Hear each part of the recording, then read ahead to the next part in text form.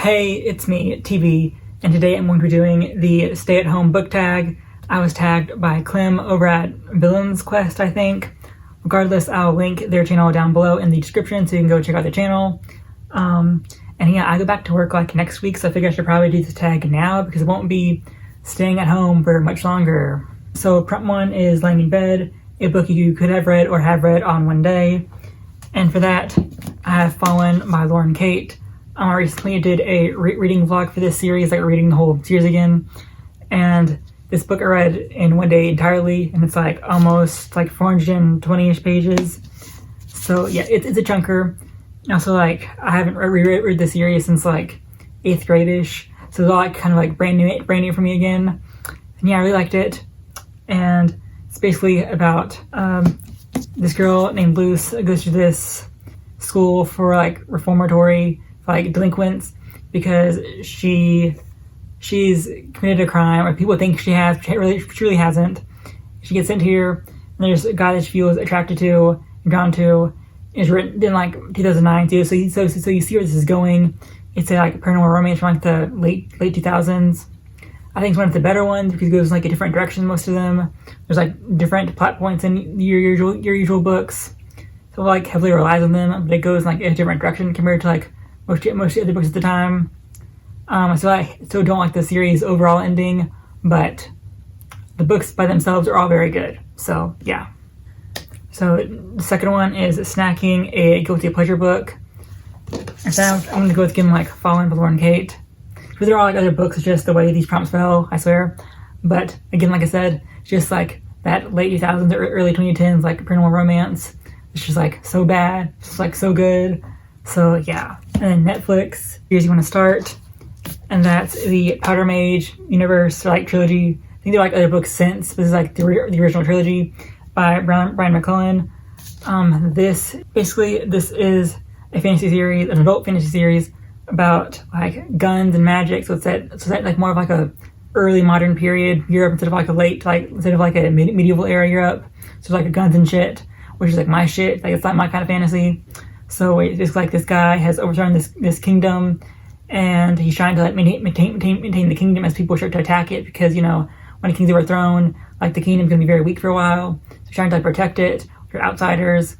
There's like drama inside because the nobles don't want this like new guy in charge. It's a whole fucking thing. And yeah, they're all chunkers. And I have this one in hardcover, so I need to get the other two books in hardcover. I need to read it soon then, because like adult fantasy hardcovers are very fucking rare. This was released in like 2015, I think, 2014. So by now that the hardcovers for other two books are probably like $50+. So I need to like get on them now before they're like too expensive for me. So yeah. So Deep Clean, a book that's been on your TBR for ages. And for that I have The Great Gatsby. We all know what this is about. It's an American classic. I haven't read it. You know, like a lot of people read this book in like high school. I never read it in high school.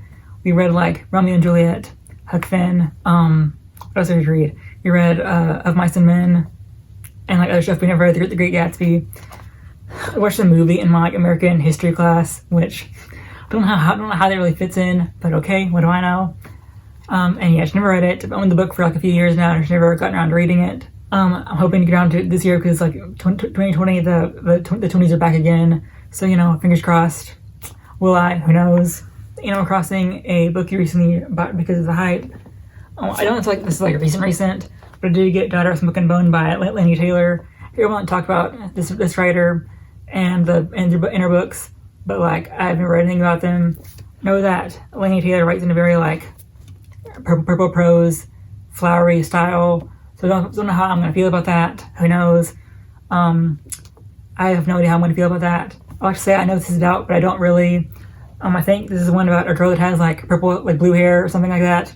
So she like sees monsters or something. That's all I really know about it. I don't know much else. It says that people really like this writer. So here we go. Activity, a book that had an impact on you. And for that I have Danger from the Dance by Andrew Holleran. This takes place in New York in the 1970s, and more specifically the gay scene during New York. And the author himself was in New York in the 1970s, and he's a gay man. It's very like accurate. I'm assuming this was like published in like the 1978. It was like very like timely, I guess you could say. Basically about this guy that moved to New York, And I think that he's going there because he knows that he's gay, or like he thinks, or maybe he doesn't know he's gay yet. Regardless, he comes out as gay, and he's stretched to that into the gay scene, like shit happens. Yeah, it's a whole thing. I highly recommend it. I gave it like 5 stars when I read it a few years ago. It had impact on me because, like, as a gay man, it's weird to like read books from like decades earlier about like gay life and how little things have changed, while also like changing a lot, you know? So yeah. So FaceTime, a book you were gifted, and that I have this copy of Frankenstein by Mary Shelley.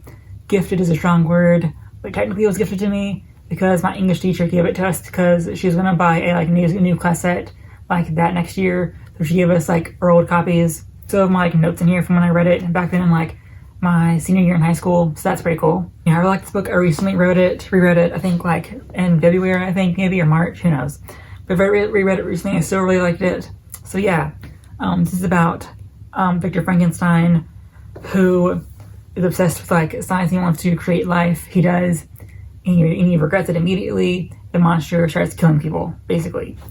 And yeah, that's what this book is about. I really like it, and I recommend it if you want to get into classics. It's like this is like one that reads more modern. There are more like heavily description heavy bits. Like it still works overall, and it's still like a fun read. You know what I mean? So yeah. And self-care. What is something you've done recently to look after yourself? And record this because I need to be taking a final, but I'm going to put it off until tomorrow morning. So yeah, it's a bonus. Name a book that's coming out soon. After that, I'm going to name Mexican Gothic by Sylvia Moreno Garcia. I read an arc of this, I think, earlier this month, or early in April maybe. September recently. And give it 5 stars because it was so fucking good, you guys. It's about this girl that is sent a letter from her cousin because her cousin recently married to this weird guy in like this mansion in the mountains. She says that him and his family are trying to kill her. And so, I can forget her name. But anyway, the main character gets asked to go there and like look after her and like see like what's going on, why they're trying to kill her, and then shit happens. As you told from the title, it's like a gothic tale. So it's like a creepy manor, creepy people, mysteries abound. It's a whole fucking thing, and it's scary as shit. So yeah, and the thing is coming out, I think June or July 2020. So there you go. Yeah, that was the stay-at-home book tag, or stay-at-home tag maybe. I have no idea which was the code. Who the fuck knows? That was a tag. If you like this video, subscribe, like, share, all that shit. And I'll see you next time.